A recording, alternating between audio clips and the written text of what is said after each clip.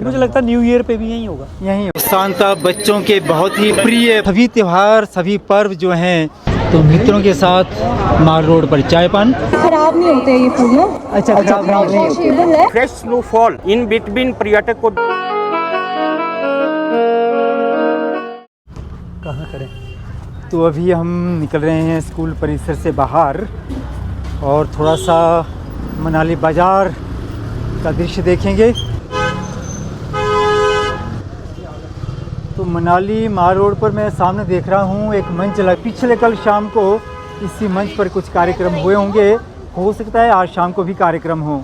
तो ये सामने मंच है मनाली माल रोड पर। ये हम तो फेसबुक में इस पे देख रहे थे, सोशल मीडिया पे, इसी मंच पर कल रात को। और ये सारा जो मॉल है यहाँ पर भीड़ थी पर्यटकों की और यहीं पर कार्यक्रम हुआ। यहीं कार्यक्रम मुझे लगता है न्यू ईयर पे भी यही होगा। यहीं होगा।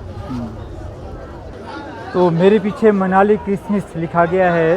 एक स्थान बनाया गया है जहां अभी पर्यटक यहां घूमते हुए फ़ोटो क्लिक कर रहे हैं।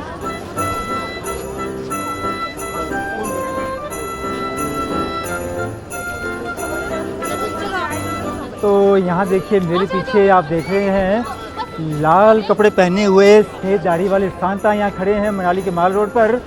और ये बहुत अच्छा लग रहा है। सांता क्लॉज वास्तव में ही शांति करना और प्रेम का प्रतीक जो है वो माना जाता रहा है। वाह क्या बात है। तो आइए मैं भी शांति प्रेम और करुणा के संदेश के लिए सांता के साथ यहाँ खड़ा हूँ माल रोड पर। सांता क्लॉज की आकृति की व्युत्पत्ति प्रायः संत निकोलस से हुई मानी जाती है, जो 4वीं सदी में तुर्की के मायरा नामक प्रांत में बिशप थे तथा गरीब लोगों को उपहार देकर सहायता करने के लिए प्रसिद्ध थे। पश्चिमी संस्कृतियों में सांता को बच्चों को उपहार देकर खुश करने वाला भी माना जाता है।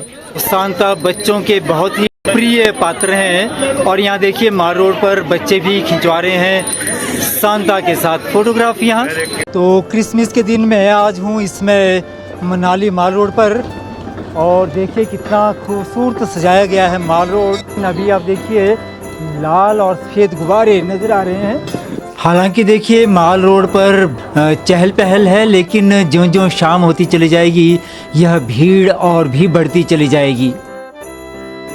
भारत विविधताओं का देश है और इसमें तरह तरह के तीज त्यौहार और पर्व जो है वो मनाए जाते हैं। तो आज है क्रिसमस और क्रिसमस को देखिए बहुत ही खुशहाल वातावरण में मनाली में मनाया जा रहा है। चाहे तो होली हो, दिवाली हो, ईद हो या क्रिसमस हो, ये हम सब के त्यौहार हैं। सभी त्यौहार सभी पर्व जो हैं वो खुशी का संदेश देते हैं, प्रेम का संदेश देते हैं, शांति और करुणा का संदेश देते हैं। तो मैं मित्रों को ढूंढ रहा था तो ये यहाँ मेरी प्रतीक्षा कर रहे हैं। तो मित्रों के साथ माल रोड पर चाय पान।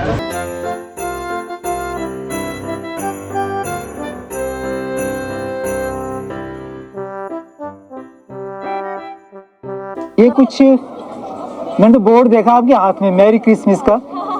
ये कुछ खुद बनाए हैं क्या है? खुद बनाए हैं लोकल आर्टिस्ट है ना? अच्छा ये आपके बनाए हुए हैं? मेरे से आप कस्टमर खड़े हैं? अच्छा अच्छा अच्छा। ये किस चीज़ के बने हैं जी? ये बने हैं धागे के, ऊन बोलते हैं धागा।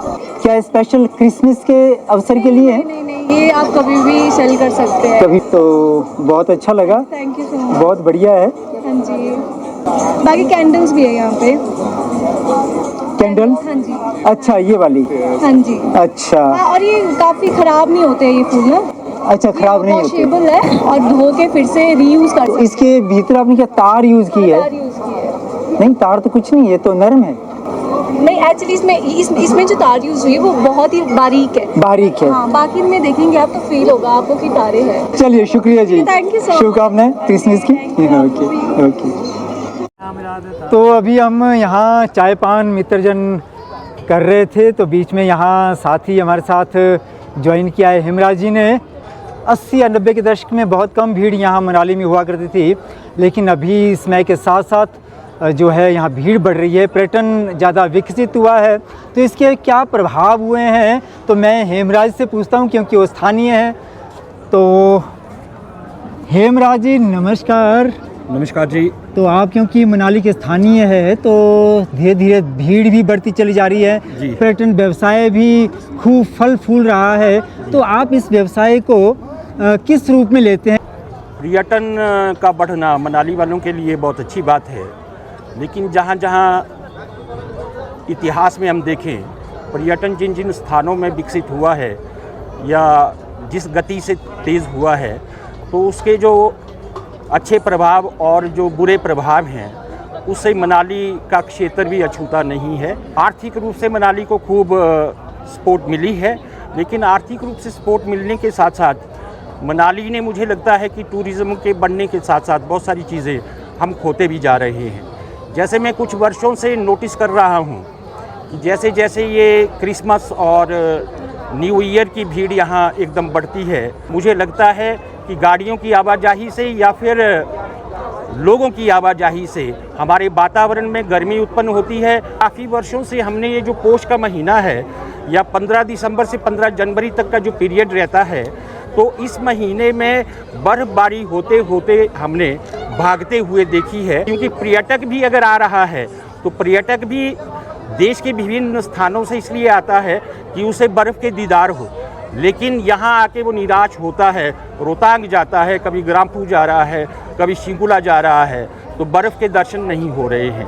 तो बर्फ़, एक तो गिरी हुई बर्फ़ को देखना अलग बात है, लेकिन अगर फ्रेश स्नोफॉल इन बिटवीन पर्यटक को देखने को मिले तो उसका आनंद कुछ और होगा, उसका लुत्फ़ कुछ और होगा। या उस ताज़ा बर्फबारी को देखते हुए जितने पर्यटक यहाँ आते हैं तो उसको महसूस करने का उनका एक आनंद कुछ अलग हो सकता है। धन्यवाद। तो बहुत सही जानकारी हेमराज जी ने दी कि एक तरफ से जहां आर्थिक तौर पर जो है काफ़ी संपन्नता आ रही है, लेकिन दूसरी तरफ जो हमारे दूसरे सरोकार हैं उन पर प्रभाव पड़ रहा है।